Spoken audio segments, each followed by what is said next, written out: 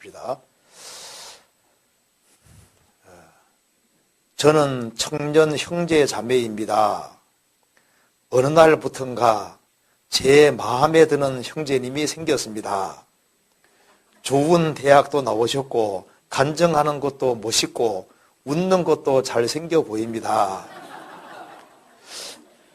그런데 2015년 청년회 같은 부서에 편성되었습니다. 좋은 마음이면서도 한편으로는 이 형제님에게 너무 마음이 빼앗기는 것 같아서 두렵습니다. 저는 나중에 다른 형제랑 결혼하게 될지도 모르는데 제 마음에 누군가를 마음에 두고 좋아하는 것이 죄를 짓는 것 같아서 마음이 불편합니다. 그 형제님에 대해 주체할 수 없는 마음을 어떻게 하면 좋을까요? 차라리 부서를 바꿔달라고 해야 할까요? 참 좋은 질문이죠. 이게 정말 예. 어느 날부턴가 제 마음에 드는 형제님이 생겼습니다. 이게 좋아하는 마음이 생기는 게 자연스러운 겁니다. 그리고 이제 주체할 수 없는 마음이 올라온다. 자, 이런 마음이 올라올 때가 청주시리니까 얼마나 좋아요. 나이 들면 이런 마음도 안 생기거든요. 그죠? 아니, 노인들이 이런 마음 생기겠어요? 그러니까 우리가 하나님이 청춘 시절을 가슴 두근두근거리고 이때가 좋은 때예요. 지금 여기 아주 질문하신 분은 아주 좋은 때를 지내고 있는 겁니다. 그렇죠? 내라고 하잖아요. 맞아요. 그런데 이런 마음이 올라오고 주체하는 마음, 이제 주체하지 못하는 마음이 올라오고 이게 정상적인 겁니다. 왜 그러냐? 주님이 그런 마음을 주셨어요. 그렇잖아요. 그런 마음이 올라오는 게 정상적인 겁니다. 정상적인데 통제를 해야 되는 거예요. 그렇죠? 그 마음은 올라오지만은 이제 그걸 적절하게 통제하냐 통제하냐에 따라서 인생이 달라지게 되는 거잖아요. 그렇죠? 통제해야 됩니다. 그래서 가능한 한 둘이 있는 자리는 만들지 말아야 되겠죠. 그렇죠? 이 감정이 섞이면 대화가 안 되게 돼 있어요. 그렇죠? 그래서 우리가 이제 기도할 때 어려운 것이 있을 때만 기도하는 것이 아니고 유혹되는 마음이 올라올 때도 기도가 필요한 겁니다. 그렇잖아요. 그래서 성경에 이제 환난 날에는 나를 부르라고 했는데 환난 날에만 주님 부르는 게 아닙니다. 이런 주체하는 마음, 주체할 수 없는 그런 마음이 올라올 때도 기도가 필요한 거예요. 그래서 예수님께서 이렇게 말씀해 주셨습니다. 성경 마태복음 26장 찾아봅시다.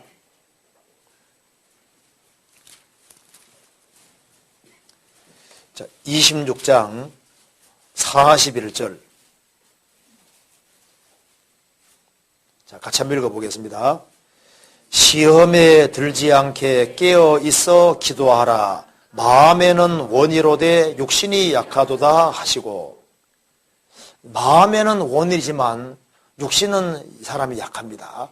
그렇기 때문에 시험에 들지 않게 깨어 있어 기도하라. 기도하면은 주님께서 통제할 수 있는 힘을 주세요.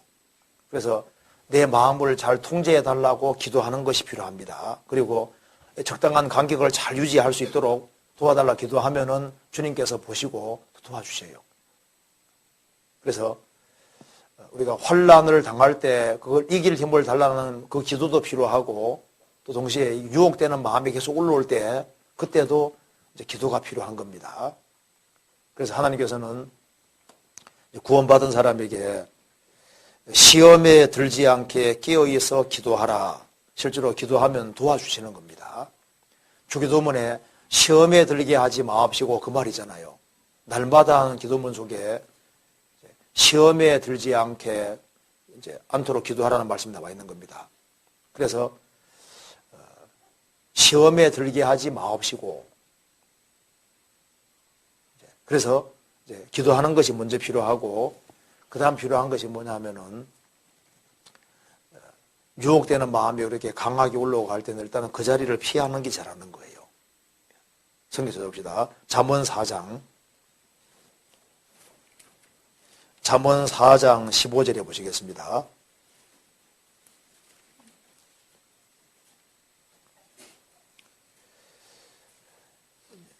그 길을 피하고 지나가지 말며 돌이켜 떠나갈지어다. 그 길을 피하고 지나가지 말며 돌이켜 떠나갈지어다. 그래서 둘만 있는 자리를 가능하면 피하고 항상 여러 사람이 같이 있는 속에서 있도록 이렇게 하는 게 필요하고, 그 다음에 부서를 바꾸는 게 어떨까요?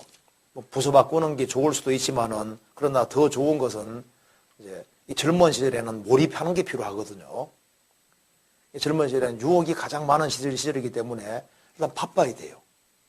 바쁘고 부지런해야 되고, 자기 너무 바빠가지고 몰입을 하고 아주 부지런하게 기도하면서 아주 바쁘게 살아가는 것이 유혹을 이기는 젊은 시절에 아주 좋은 방법이 되는 겁니다. 그래서 육체의 고난을 받은 자가 죄를 거쳤다는 말씀대로 아주 타이트하게 인생을 살고 아주 바쁘게 인생을 살아가면은 많은 유혹에서 넘어갈 수 있는 거예요. 그런데 누가 이게 자기 통제가 안 되냐면 시간이 너무 많은 경우, 너무 한가한 경우, 그런 경우는 마귀가 유혹하기가 굉장히 좋거든요. 마귀가 이 틈타기 좋은 데가 언제냐면 한가하고 게으르고 일이 없고 할 때, 그때 이제 마귀가 강하게 역사할 수 있는 겁니다. 그리고 사람마다 유혹되는 게 달라요. 어떤 사람은 이제 이 청춘 시절에 할지라도 이성적인 것에 유혹이 그게 아주 크게 강하지 않는 사람도 있고, 어떤 사람은 특별히 아주 강한 사람도 있고, 사람마다 체질이 다 다르게 돼 있어요. 다 다릅니다. 어떤 여자는 남자에 별로 관심이 없는 여자도 있거든요. 사춘기가 지나고 이렇게 하면 좀 관심이 있어야 될 것 같은데 별로 관심이 없는 사람도 있다고요. 어떤 사람도 그에 대한 강렬한 어떤 그런 것이 있는 사람도 있고, 사람마다 다 차이가 납니다. 그런데 어쨌든 중요한 것은 기도하면서 시간을 타이트하게 보내고 바쁘게 보내는 것이 아주 중요한 요소가 되는 거예요. 그리고 이제 지금 이 자매님은 굉장히 바른 마음을 가지고 있습니다. 좋은 마음을 가지고 있습니다. 그리고 내가 이제 딴 사람에게 내 결혼 상대자도 아닐지도 모르는데 그 사람에게 내가 마음을 주면 나중에 내가 다른 사람과 결혼할 때 그게 이제 내 결혼 상대자에게 미안하다 그 말입니다. 이게 얼마나 좋은 마음이에요. 정말 이런 마음이 있는 사람은 주님께서 이제 이삭을 위해서 리브가를 준비해 두신 것처럼 이런 바른 마음을 가지고 있는 사람은 주님께서 누군가를 위해서 그 마음을 준비시키고 있을 겁니다. 그러니까 주님이 그 마음을 보시고 축복해 주시거든요. 성경 창세기 24장 찾아봅시다. 24장 16절.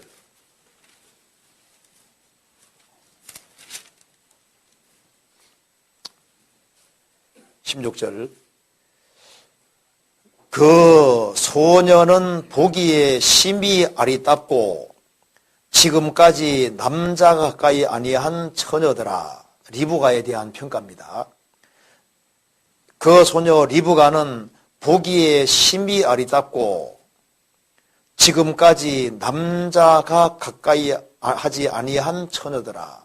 그러니까 하나님께서 이런 여자를 누구와 연결시켰습니까? 이삭과 연결시켰잖아요. 만일 이 소녀 리브가가 만일 처녀가 아니고 정조를 안 지켰다면은 이삭이 아니면 못 되는 거예요. 그렇죠? 진리 가운데 살아가면은 주님께서 또 거기에 합당하게 보응해 주시는 겁니다. 배후에 하나님이 계셔요. 스스로 속이지 말라. 하나님은 만노력임을 받지 아니하시나니 사람이 무엇으로 심든지 그대로 거두리라. 크리스찬의 신앙생활에는 반드시 공의가 있습니다. 구원 받은 사람은 신문대로 거둔다는 것을 가장 쉽게 이렇게 생활 살아가면서 경험할 수 있는 사람들인 거예요. 왜? 하나님이 아버지로 계시니까 정확히 하나님이 갚아주시는 것들이 있는 거예요. 그래서 지금 이 자매님의 이 마음은 아주 지극히 너무 정상적인 거예요. 그렇죠? 아주 정상적인 경우입니다. 그리고 이게 얼마나 마음이 이뻐요. 이게 얼마나 솔직합니까? 그리고 이게 웃는 것도 잘생겨 보이고, 이거 마음이 이때 좋을 때잖아요. 참, 이렇게. 너무 좋은 마음이 있고, 두근두근 하는 마음이 있고, 얼마나 좋아요. 그래서, 이런 시절이 계속되면 좋은데, 계속되는 게 아니라, 이것도 한때인 겁니다. 그죠? 맞죠?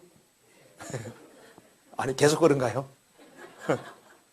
그래서, 이 자매님이 아주 좋은 마음을 가지고 있는데, 그래서 하나님 앞에 더 간절히 기도하면서 더 바쁘게 사세요.